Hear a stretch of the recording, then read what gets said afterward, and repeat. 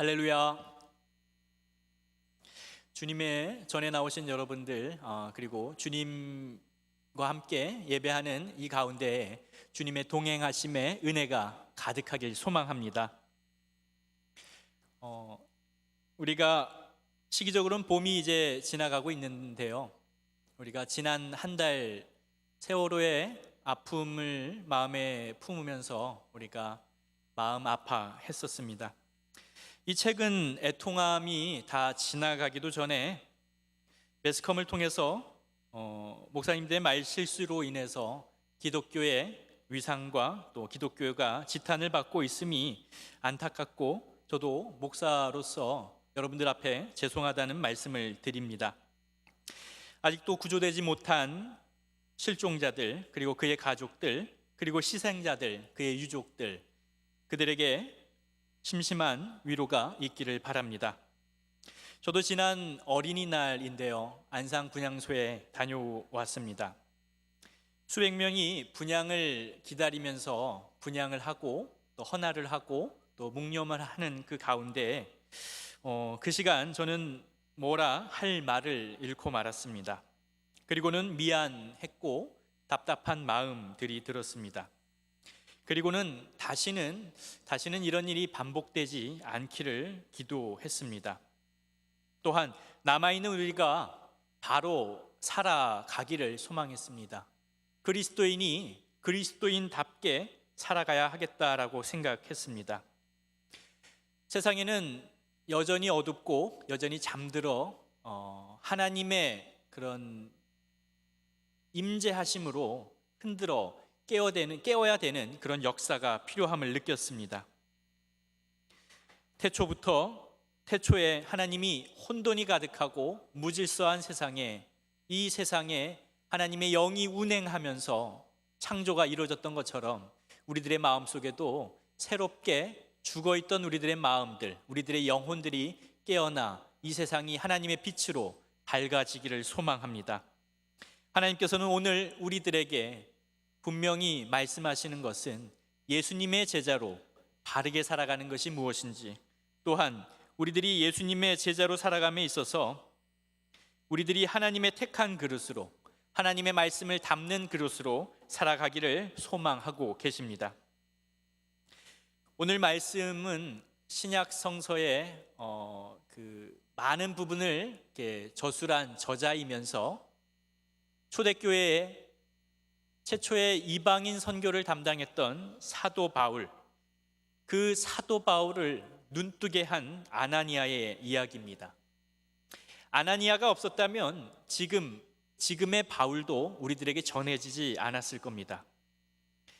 바울을 하나님의 그릇으로 쓰신 것은 하나님의 계획이고 하나님의 뜻인 것은 분명합니다.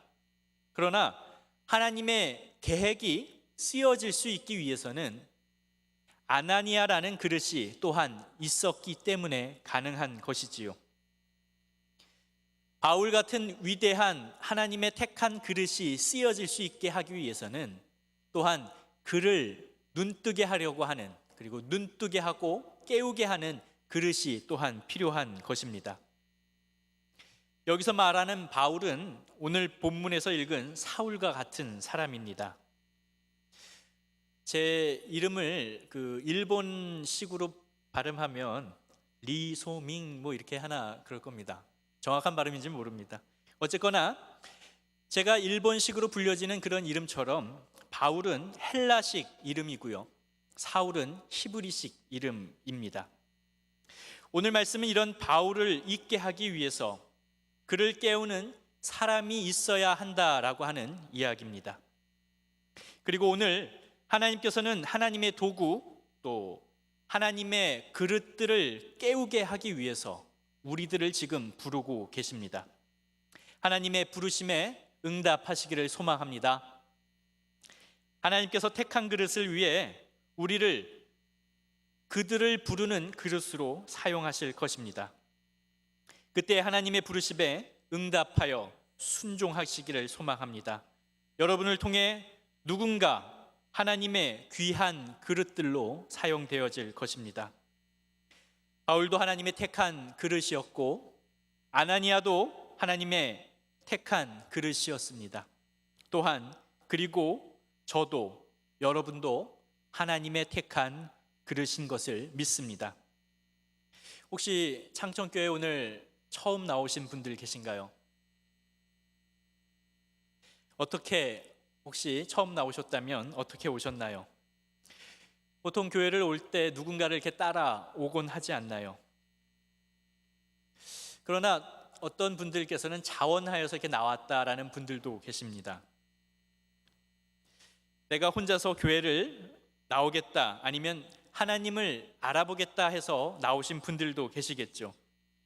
그러나 생각해 보면 어떤 누구도 혼자 하나님을 만나는 자리에 나올 수는 없었을 겁니다. 분명 그 사람을 돕는 누군가가 있었기 때문에 이 자리에 나왔고, 이 자리에 나와서 우리가 하나님을 만나고 하나님의 말씀을 듣는 시간이 될 거다 생각이 듭니다. 분명 보이진 않지만 여러분들을 위해서 기도하는 사람들이 있고요, 분명 보이지는 않지만 여러분들에게 그렇게 말한 사람들이 있고, 또한 인도한 사람이 있고, 또한 그 말씀들이 매스컴이나 아니면 책을 통해서나 여러분들에게 들려졌을 겁니다. 사랑하는 성도 여러분, 누군가를 깨우는 그 누군가가 여러분이 되시기를 주님의 이름으로 축원드립니다. 옆 사람하고 인사하겠습니다. 사랑합니다. 축복합니다. 그 옆 사람에게 한번 말씀하는데요. 가라, 택한 나의 그릇에게. 명령하셔야 됩니다. 하나님의 말씀을 대언하셔야 합니다. 가라, 택한 나의 그릇에게. 사도행전 9장은 예루살렘에서 예수님의 제자들을 잡아 박해하던 그 사울이 다메섹, 지금의 다마스쿠스에 또한 예수님의 제자들을 잡아들이고 박해하고 죽이기 위해 떠나는 장면에서 시작됩니다. 사울은 이렇듯 예수님의 제자들에게 있어서는 공포의 대상이었습니다. 사도행전 7장에서 보면 사울은 스데반이 돌에 맞아 죽는 것이 당연하다라고 생각했습니다. 그리고는 8장 1절에 사울은 그가 죽임당함을 마땅히 여기더라 라고 기록되어져 있습니다. 또한 22장 19절에 보면, 그리고 20절에 보면 사울은 자신을 이렇게 회고하면서 이야기합니다. 내가 말하기를, 주님, 내가 주를 믿는 사람들을 가두고 또 각 회당에서 때리고 또 주의 증인 스데반이 피를 흘릴 때에 내가 곁에 서서 찬성하고 그 죽이는 사람들의 옷을 지킨 줄 그들도 아나이다. 사울은 그의 양심에 있어서 예수님의 제자들을 잡아들이고 또한 그들을 돌로 쳐 죽이고 사람들을 심판하는 것이 그 양심에 있어서 문제가 되지 않았습니다. 아니, 성전과 모세의 율법을 모욕하는, 그들을 박해하는 것이 그 율법을 지키려고 하는 바리새인이었던 바울에게서는 당연한 일이었고 마땅한 일이었습니다.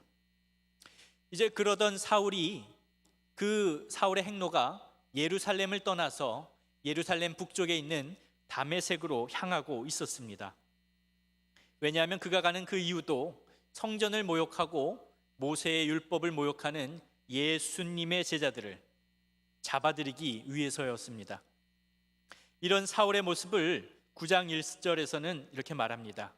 주의 제자들에 대하여 여전히 위협과 살기가 등등하여 이라고 묘사하고 있습니다. 성령 시대를 살아가는 초대교회의 이제 예수님의 제자들, 분명히 오순절 다락방에서 성령님을 맞이하고 이제는 당당하게 예수님을 전하고 복음의 이런 불씨를 더 번져가게 하기 위한 이런 열정이 가득했지만 그들은 여전히 사울과 같은 사람을 만나는 것은 거리꼈던 일이고 또한 두려운 대상이 되었던 것입니다. 사울은 악랄하다라는 소문이 퍼져 있었죠. 분명 예루살렘뿐 아니라 그 북쪽에 있었던 다메섹에서도 그 소문이 퍼져 있었던 것입니다. 그래서 사람들은 사울이 오는 것을 알고 피하려 했을 것입니다. 나를 싫어하고 미워하는 사람들을 보는 것도 싫은데 우리들을 죽이겠다고 또 나를 고소하겠다라고 오는 사람을 누가 환대할 수 있을까요? 예수님께서 원수를 사랑하라고 하는 그 말씀을 하셨다라고 하더라도 도저히 사울 곁에 갈 마음이 들지 않았을 것입니다. 후에 사울이 예수님을 만나고 예수님을 전하는 전도자로 변했을 때 사람들은 사울과 함께 하기를 꺼렸고 그를 믿어주지 않았습니다. 사도행전 9장 26절에 보면 사울이 예루살렘에 가서 제자들을 사귀고자 하나 다 두려워하여 그가 제자됨을 믿지 아니하니 여전히 사람들은 다 사울을 두려워했다라고 말하고 있습니다. 오늘 말씀에는 사울 말고 또 한 명의 사람이 등장합니다. 바로 오늘 함께 읽은 10절에 등장하는 아나니아라는 사람입니다. 아나니아라는 사람은 시브리식 이름으로 여호와는 은혜로우시다라는 뜻을 가진 이름입니다. 9장 10절에 등장하는 아나니아는 다메섹에 있는 제자라고 하는 설명만 되어 있습니다. 사울이 회심하여 이제 복음 전파에 열심일 때 3차 선교 여행을 마치고 예루살렘에 가서 이제 붙잡히게 됩니다. 붙잡혀서 변명하면서 자기를 회고하면서 이야기하는데요. 그 회고하면서 22장 12절에 아나니아를 이렇게 설명하고 있습니다. 그는 율법에 따라 경건한 사람으로 거기 사는 모든 유대인들에게 칭찬을 듣는 아나니아라 하는 이가 라고 말하면서 아나니아를 설명하고 있습니다. 아나니아는 분명 다메섹에 사는 율법에 따라 경건한 삶을 살았던 사람입니다. 또한 유대인들에게조차 칭찬을 받고 살았던 사람입니다. 그가 이제는 예수님을 따르는 제자가 되었던 것이지요. 우리가 바울과 같은 하나님의 택한 그릇을 깨우기 위해서는 첫째, 아나니아처럼 제자가 되어야 합니다. 아나니아는 첫째로 예수님의 제자였습니다. 예수님의 말씀을 믿고 예수님의 말씀대로 사는 그런 제자였지요. 그는 경건했고 사람들에게 칭찬까지 받았던 제자였습니다. 그런데 제자라는 호칭은 어떻게 붙여질 수 있을까요? 선생님의 말씀을 허투루 듣는 것이 아니라 바로 듣고 그 말씀대로 순종할 때 우리는 제자라고 말할 수 있습니다. 10절에 그때 다메섹에 아나니아라 하는 제자가 있더니 주께서 환상 중에 불러 이르시되 아나니아라 하시거늘 대답하되 주여 내가 여기 있나이다 하니 선생님이 부르시면 응답하는 것이 제자입니다. 그리고 그 말씀대로 살아가는 것이 제자이지요. 사울의 눈을 띄우기 하기 위해서는 예수님은 제자를 부르십니다.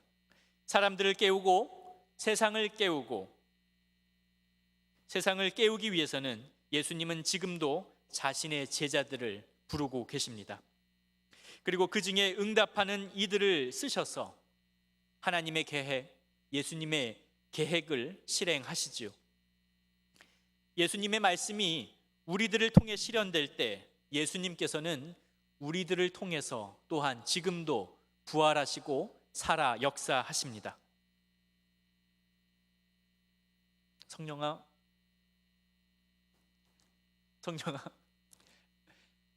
선생님이 부르면 대답해야 됩니다. 아직 제가 선생님이 아닌 거죠. 성령아 일어나 봐. 제자는 이렇게 멈춰서면 안 되는 겁니다. 바로 응답해야 되는 거죠. 일어나 봐. 그리고 잠깐 돌아봐.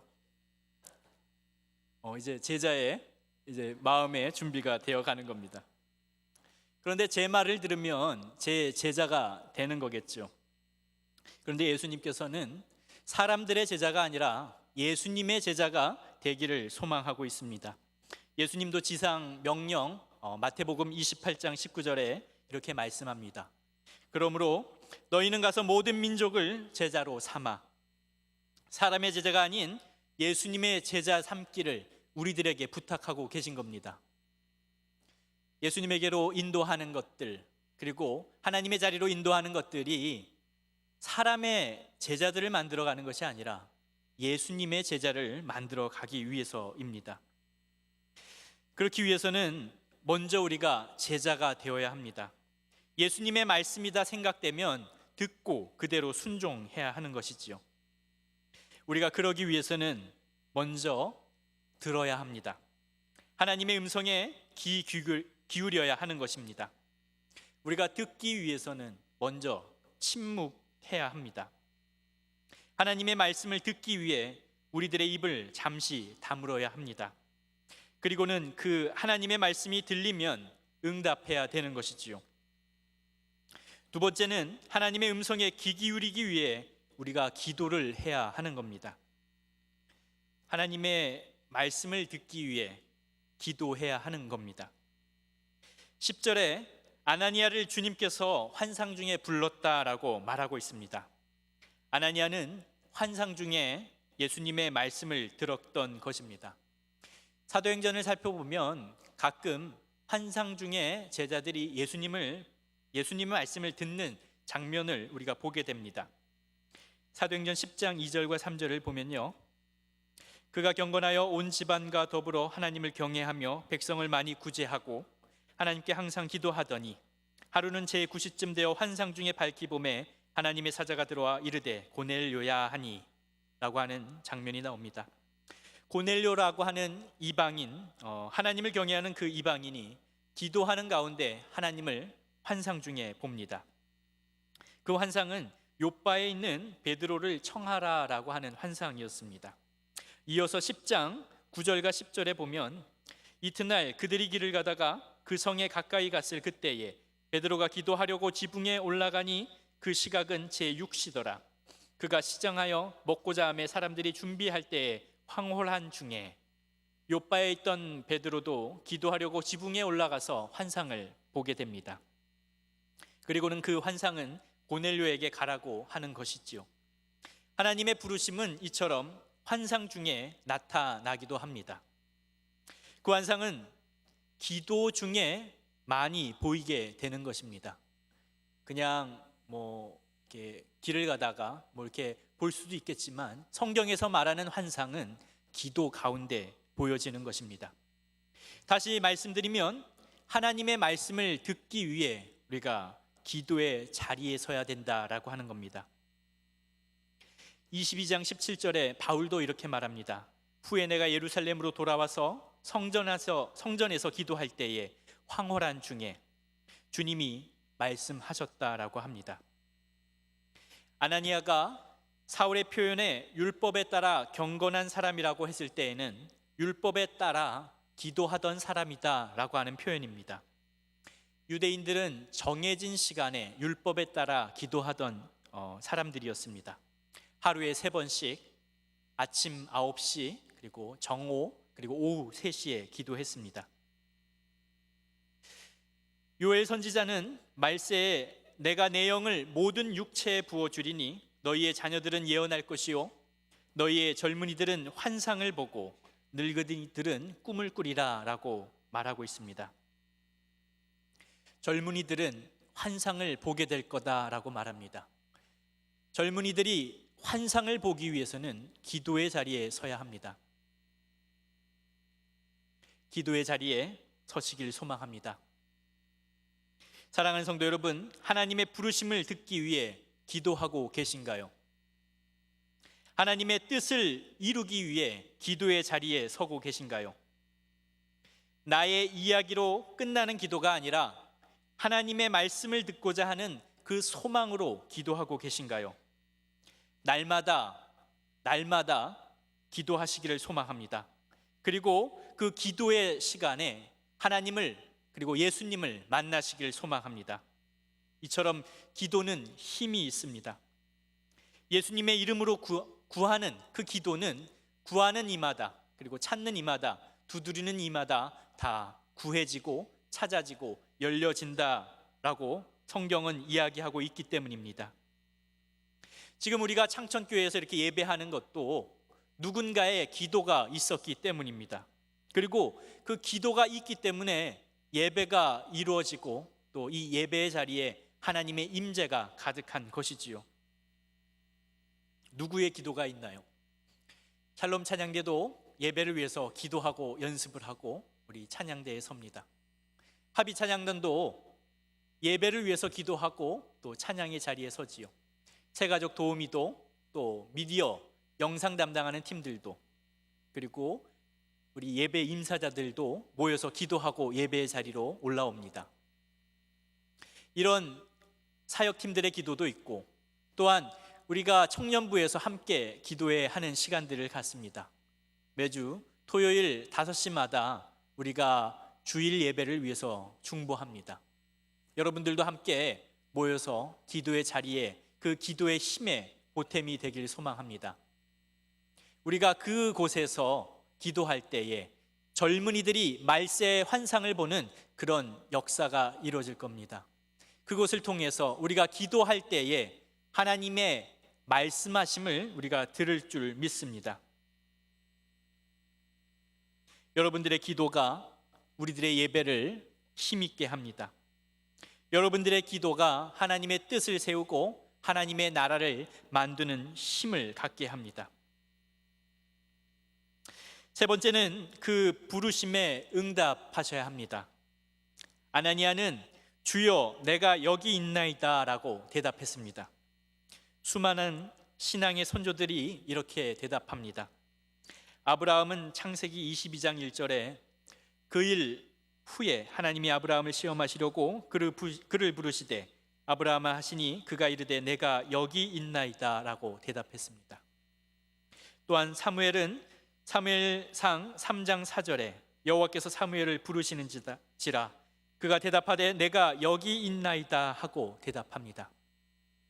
또한 이사야는 이사야 6장 8절에 내가 또 주의 목소리를 들으니 주께서 이르시되 내가 누구를 보내며 누가 우리를 위하여 갈꼬 하시니 그때 내가 이르되 내가 여기 있나이다 나를 보내소서 하였더니 라고 대답합니다.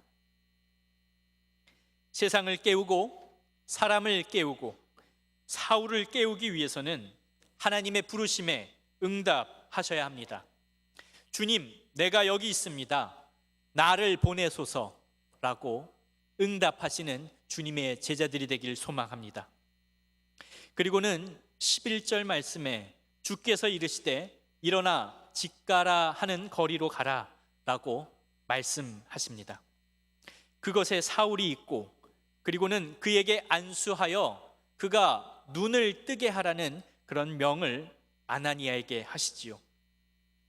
그런데 아나니아는 13절 14절에 주여 일어나 직가라 하는 거리에 내가 가겠습니다. 그러나 사울에게 말입니까? 사울이 어떤 사람인지 아시지 않습니까? 사람들이 그러는데 그는 주의 성도들에게 적지 않은 해를 끼치고 주의 이름을 부르는 모든 사람을 결박한다라고 합니다. 저보고 죽으라고 하는 겁니까? 아나니아는 분명 구약의 요나서를 알고 있었을 겁니다. 요나는 하나님의 말씀에 너는 일어나 저 큰 성읍 니느웨로 가서 그것을 향해 외치라 라고 하는 하나님의 말씀을 들었습니다. 이 명령에 하나님의 낯을 피하여 요나는 다시스로 향하는 배에 오릅니다. 그리고는 광풍을 만나고 큰 물고기 배 안에 들어가지요. 그런 우여곡절을 거쳐 요나는 결국 하나님의 뜻에 굴복해 하나님이 보내시는 니느웨로 가게 됩니다. 분명 아나니아는 이 요나의 여정을 알았겠지요.